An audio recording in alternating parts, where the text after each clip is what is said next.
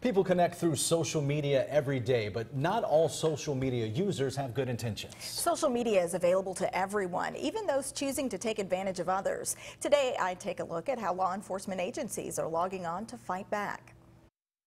We've become accustomed to it. We've become a culture that puts everything out there and thinks that nothing bad will happen to me. Online encounters can lead to offline consequences. There's a digital fingerprint on every case nowadays. This year video led to the arrest of a woman from New Bern accused of forcing her baby to smoke.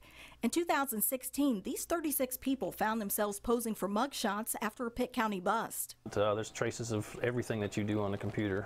I like solving putting the puzzle together, piecing it all together. Pitt County Detective David Flynn earns a living tracking digital trails. Social media is a tool for sharing information and finding it. It's always about information, and the more information you have, the easier it is to tell if someone's telling you the truth or not. I want the criminal element to know that they have to get it right every day. I just have to get it right once to catch them. The Greenville Police Department engages nearly 40,000 people on social media platforms. But people will say things on an email, on a Snapchat, on a tweet that they will not say in other places. What's said behind a screen can solve a case. We are building trust, so citizens are feeling more comfortable sharing information with us. Alonzo James is chief of the Kinston Police Department.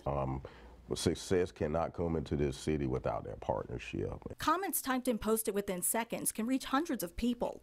Still, social media doesn't come without challenges, says Lenoir County Sheriff Ronnie Ingram. Say we have a major crime and before we have to go out and notify the next of kin. Social media makes it difficult because somebody will inevitably blast that on Facebook, and that's no way for a family member to find out about their loved one. So we have to work very quickly, identify the person, identify a family member, and get to them before it gets to them on social media. Sometimes information shared online can deliver the break investigators need. In 2016, the Pitt County Sheriff's Office arrested dozens of sexual predators trolling for underage children, some even making arrangements to meet. The criminals are able to exploit the stuff that is developed by really smart folks. A prostitution bust led to the arrest of 14 men in Greenville the same year.